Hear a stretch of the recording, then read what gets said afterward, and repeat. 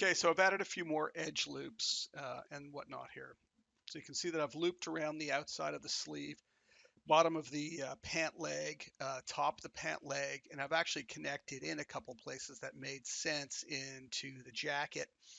And I'll just go and do an Alt Q just to hide off the and isolate this Retopo version. And you can see where I'm getting at now. It's like I've got these rings that I'm considering first. I'm not trying to pull polygons out one at a time, out from one spot. You'll end up with an incredible disaster and not understand where the best rings need to be.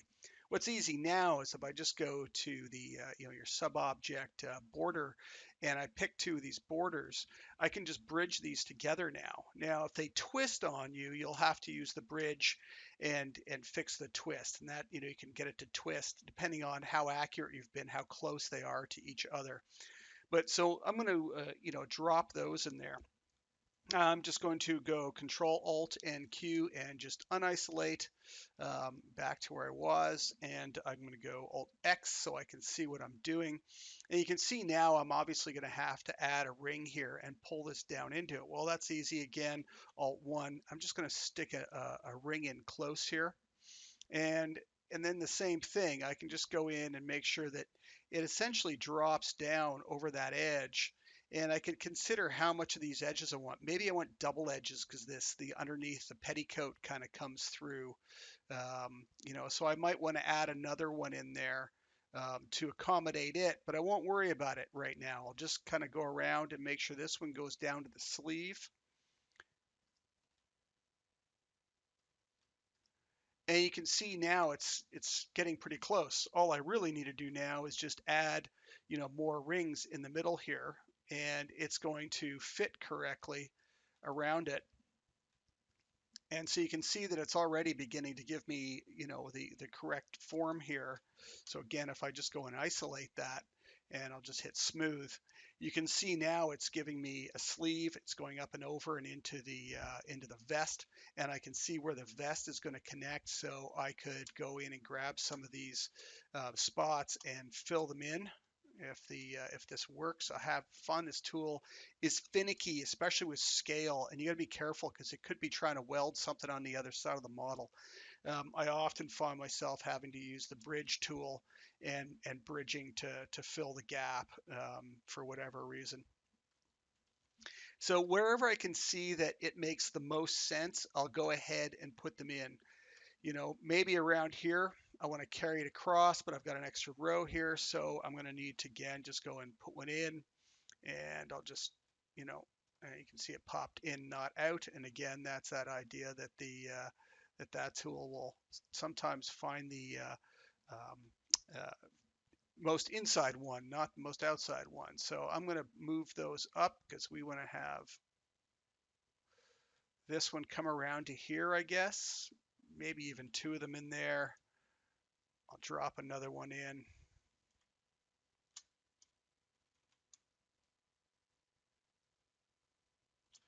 And then we can go ahead and bridge some of these over. Again, this is one of those cases where definitely bridge is going to work better just because it's such a big area. I won't know what it's going to bridge between.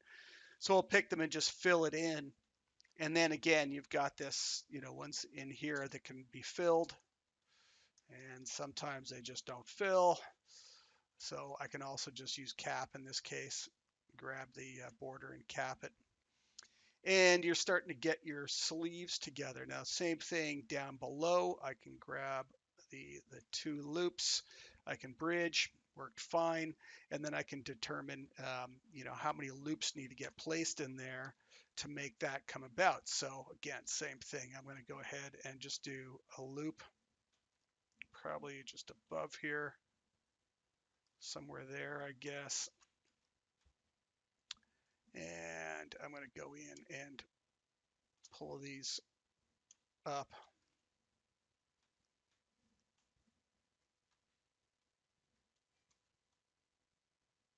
There we go. And try and find the best spot. You can see when you're over it, it pops the gizmo over where the vertex is. So you can see which one you're grabbing.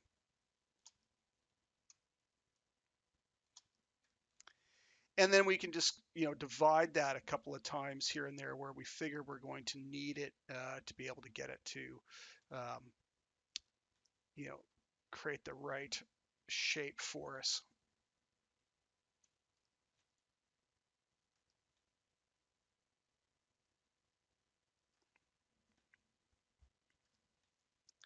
I'm going to try and take into consider some of these lumps and make sure I'm on the outside of them for now, and keep it above.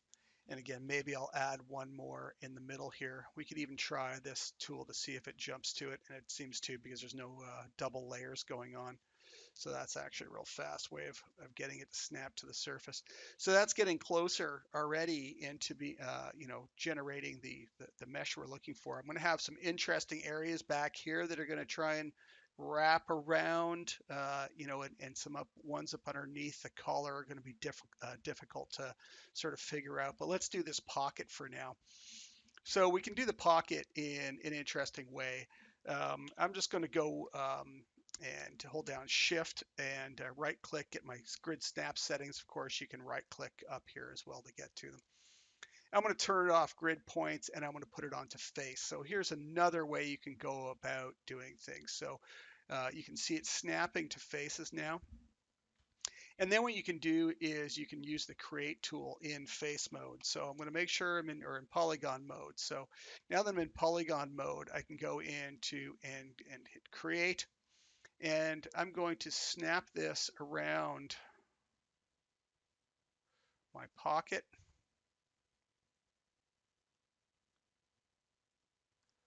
And then right click to end.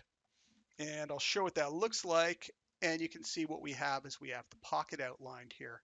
So of course this isn't a quad. I'm not that concerned yet, but what I can do then is I can pick this one, just turn my snap back off again, and I'm going to do an inset on this and bring it in. And then I'll just move it out just to get it started.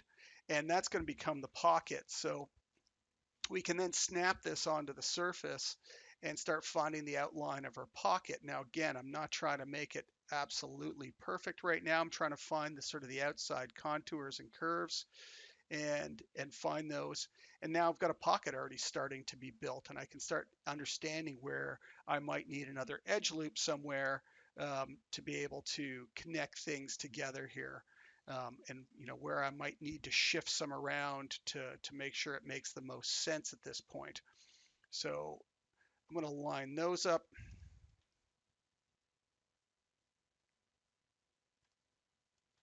And I'm going to line this one up. And now you can see that it kind of makes sense that those areas here fill in. And it doesn't look like it's going to want to do that for me. Make sure it hasn't done anything crazy on the other side of the model.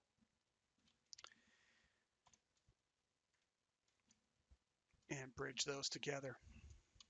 So there's, the current, how it currently looks.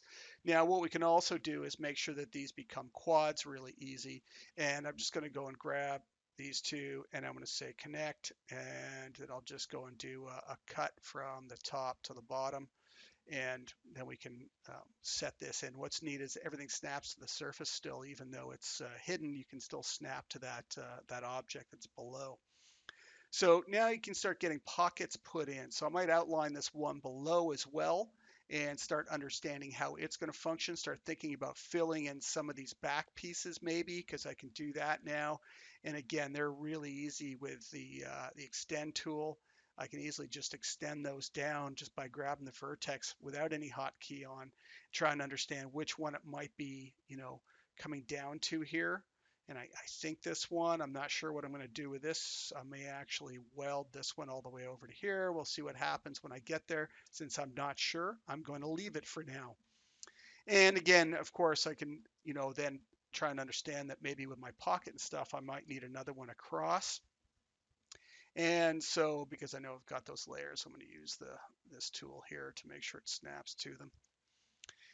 And then I can start seeing that these can be bridged together for sure. That should come across. Probably should come across here, I'm guessing. It looks like it might. I might want to carry it around. I think I will. I think I'll put another, it's going to need another edge loop in here anyways at some point, I think, and probably best if I keep that in there. So you have to start kind of looking ahead to, what you're going to need and what you've got right now and how your character is going to deform. And that's one of the tricks is understanding the deformation side of it and getting it to match. Now, the other question is, what does the other side of the character look like and how close are we? So if I go in and turn the slice plane off, you can see we're not far off, really. We've got a pretty low res mesh right now anyways. Um, you know, this is a big change here, but will it actually need to be really high detail, or are we just going to get normal maps folding over polygons that are going to look fine? What do you need out of your character? Obviously, the color is a problem, and we're going to have to fix that up at some point. I'm not going to concern myself right now with those. It looks like we're still doing pretty good. As we move forward, at some point we're going to have to collapse it down, get rid of the symmetry, and start working on both sides so that we know that we're following the contours of the two sides.